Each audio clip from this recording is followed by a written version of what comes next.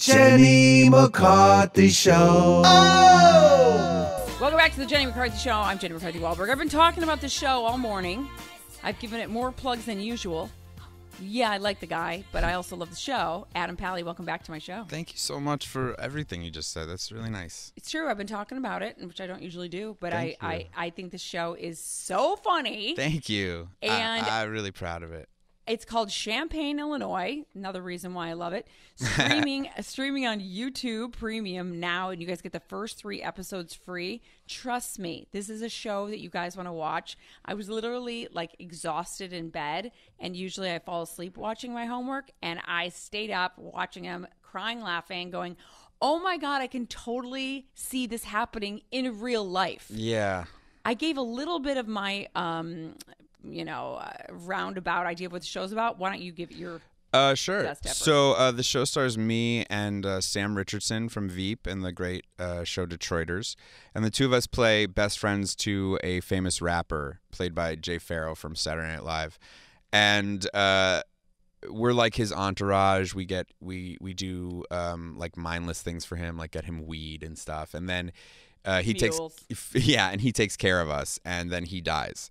And we have to go home to Champaign, Illinois, with no money and no driver's license and no education, and really entitled. And it was about 10 years you've been traveling with this. 15 years, yeah. 15 years. I almost got it right. No, that's fine. That's a specific detail.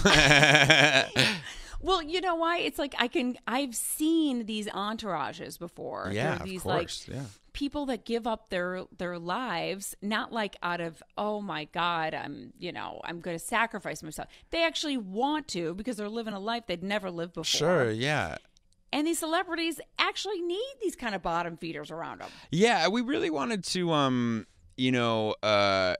not make fun of these people, because for each of these people, they have dreams and wishes and wants. They're like real people, but their earth revolves around someone else's sun. So we just wanted to see what would happen if that went out. It's such a great idea because I witnessed it.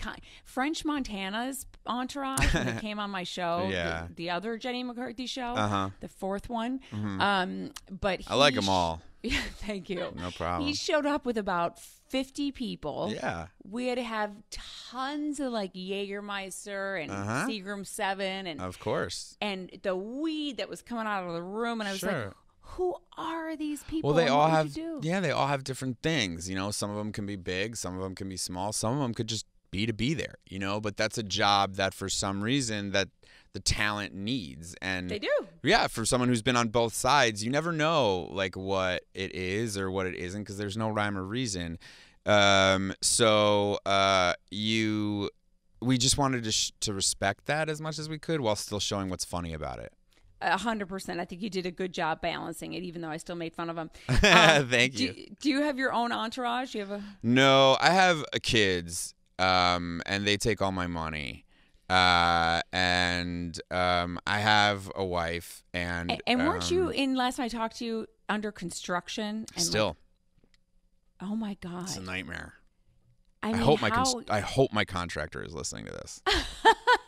Or I hope someone tells him about it. The fact that I remembered that. It's a nightmare. It's a nightmare because, you have a solid marriage, but this it's a marriage. Right. I'm sure he's got his phone off. Yeah. But, a lot of people don't survive, like, refurbs with their partner because it's hell. I'm going to tell that to my wife when we get home. I'm going to say exactly that. I'm going to go, we're surviving. We can make it through this, baby. Yeah. We can make it through freaking anything. Yeah. Well, it's getting there. Adam, was this your idea for the show? It was me and David Casp and the Libmans from Happy Endings. All of us kind of sat down and hashed it out and figured it out. There wasn't a specific celebrity that you said, let's pretend it's him. We were using Drake as our kind of model. Nice. Not for any specific behavioral reasons, just for where he was at the time. I love Drake. I'm a huge Drake fan. So does my Alexa. Social play. Yeah, my son's name is Drake. We named my kid after him. Wow. So, yeah. So I really love him, and I think he's great. And but he does have people like this around him, and so we wanted to know. We just had like the macabre thought of what would happen if Drake died. One thing I noticed with these entourages is that they lose their identities, of course. Mm-hmm. Of course, yeah. And they don't know who they are. They lose their identities. They can't even have a real opinion about things because they're in a bubble. They're stuck in the bubble with the celebrity. That's right. Yeah, they're entitled. They believe that they're worth, like, you tell someone who's been given the best pair of sneakers that they can't have them and that they have to wear old pair of sneakers. That can be heartbreaking, but if you can't afford them, how do you get them? Exactly. I mean, in the first episode, you guys pull up to his funeral in a rented, what is it, Ferrari Lamborghini? A Lamborghini, a tortellini colored Lamborghini, tortellini-ghini. I mean, it's like that. I don't mean to laugh at it, but no, it is you funny. Should. It's hilarious. Yeah, you should. I mean, well, they don't want to show up looking like a couple idiots. What do you think of like Kanye's tweet storm and his issues with Drake? It's a good question. I feel very strongly about Kanye's mental health, and I hope that he's okay. And I would hope that anybody who suffers from similar mental health would be getting the help that they need. So I feel conflicted by it because he'll write a tweet. Like, I think some of it's funny and entertaining, but then he'll write a tweet like, I couldn't have made beautiful, dark, twisted fantasy on medication. And like that very much conflicts with what I believe, because I believe that people who are sick should take their medicine. Right. So I and I don't look at it as a weakness. So I feel conflicted. Not to be all serious. No, I go in and out on this show. It's perfect. But so that's how I feel about one side of it. On the other side of it, I understand why he's upset. Drake seems like a little bit. I feel like Drake is like, they're both super immature, and it's a lot of toxic masculinity. And so what toxic masculinity often looks like is childish, like impetulance. Right. But it's very difficult because then you mix in all this like mental health stuff, and it kind of is dangerous a little. It does. It gets a little bit. It gets a little icky. dangerous. Yeah.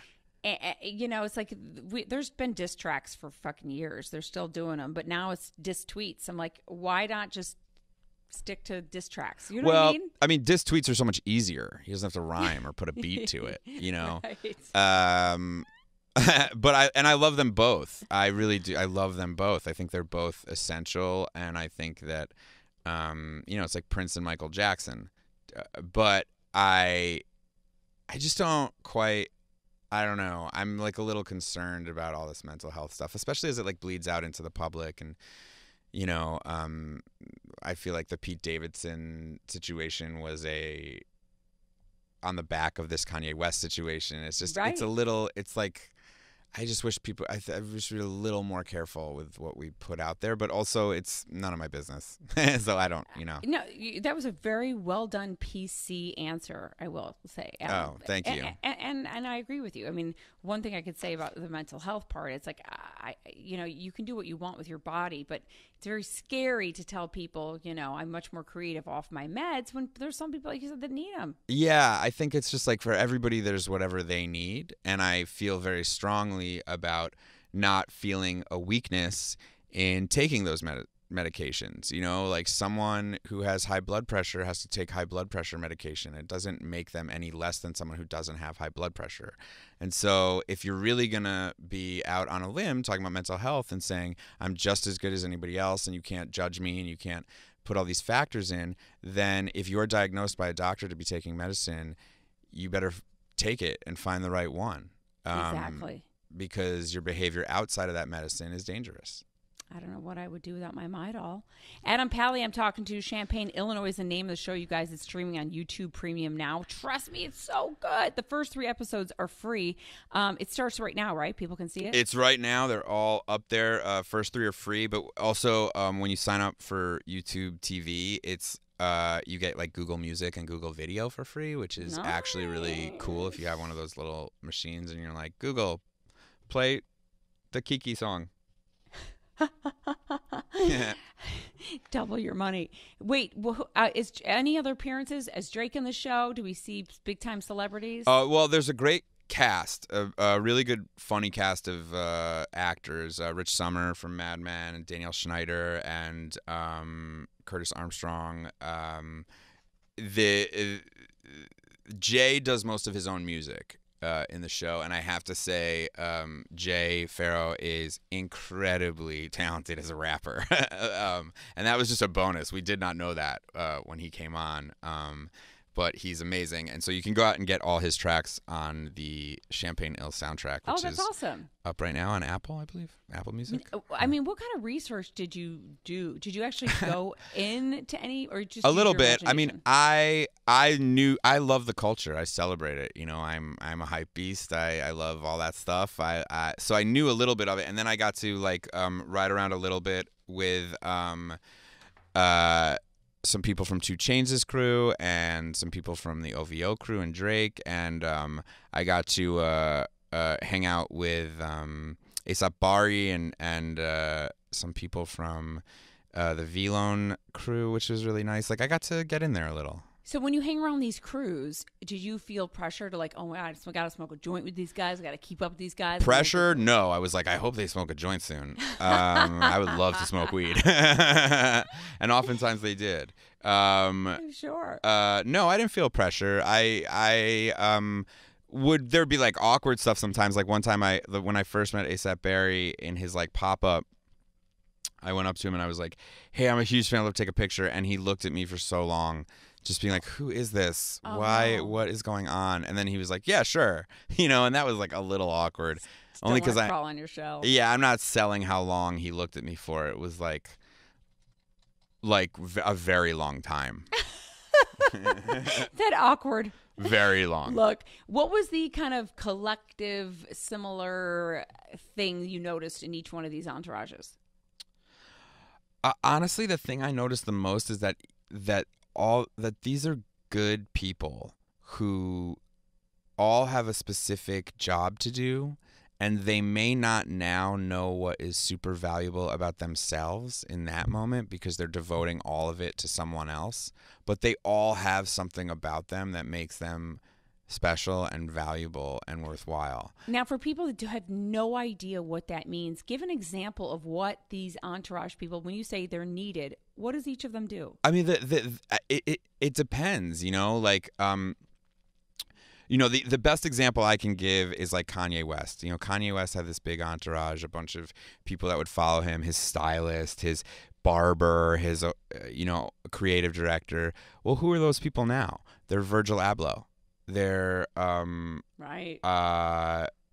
They're IBN Jasper. They're Jerry Lorenzo. You know, these guys who are enormous figures, killing it in every industry, and not to even mention his music. You know, people like he in his Twitter storm, he's like, I used to take Travis everywhere. What that means is like Travis Scott was like a young kid that he was like, hey, come out, be part of my entourage. You know, you don't know how many backwoods Travis Scott rolled for Kanye, and like now look at Travis Scott, he's selling at the Garden. Like, so I think that, you know, that's what they do. They all do different things, and that's where Kanye's smart, I think, because he got his entourage. He was picky. He chose creative people. Sure, or that's who he was friends with. Those right. They're all from Chicago. I mean, Don C was his friend. That's his boy. You know, right. Don C also happens to make amazing leather replicas of NBA basketball shorts. So like, you know, you know, and for a while, all Don C was doing is be like, yo, those sweatpants look fly. Because he knew because he's got an amazing eye, super talented. So like, you know, I think I may be like reading more into it than is there, but I think the number one thing I took away from is like, I love these people and I feel for them, and I think that they all eventually figure it out, but in the time period where they're working for this star, it can be confusing. Yeah, you do make the characters lovable and you root for them. I hope so. I found myself rooting for all. I follow them all on Twitter. I find myself every day checking in with them, wanting them to be okay, hoping that their business ventures will go well, you know, all that stuff. Oh, good for you, Adam Pally. Tell your wife I said hello. Of course. You better come back with a complete furbished house the next time I see you. I better. I will be living in a small motel room across from the Burbank Airport. Yeah. In Champaign, Illinois. That's the name of the show, you guys. Streaming on YouTube Premium right now. You guys, the first 3 episodes are free. Adam Pally, come back anytime. Congratulations on this awesome show. I can't wait to watch all of it. Oh, thank you so much. Appreciate it. Really good job. We'll be right back, guys. Jenny McCarthy Show. Oh!